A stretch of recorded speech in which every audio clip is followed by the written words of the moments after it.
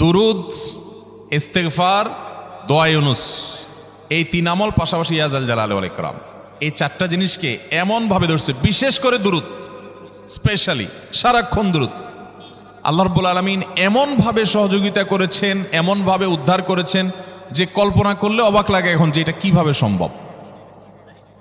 ভাইরা আমার, এক সাহাবী নবী করিম সাল্লাল্লাহু আলাইহি ওয়াসাল্লামের কাছে এসে বলছে, ইয়া রাসূলুল্লাহ, আমি যে দোয়া করি এই দোয়ার মধ্যে আমি নিজের জন্য করব, আমার ছেলে মেয়ের জন্য করব, অনেক কিছু করব, এটা সেটা, রিজিক চাইবো, সুস্থতা চাইবো, অনেক কিছুই তো আল্লাহর কাছে চাইবো।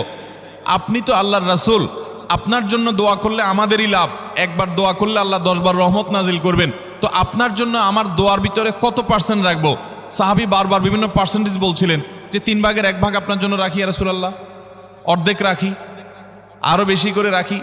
তিনি যত বলছেন নবী করিম সাল্লাল্লাহু আলাইহি ওয়াসাল্লাম আরো বাড়ানোর জন্য তাকে উৎসাহ দিচ্ছিলেন। এক পর্যায়ে যখন তিনি বললেন, ইয়া রাসূলুল্লাহ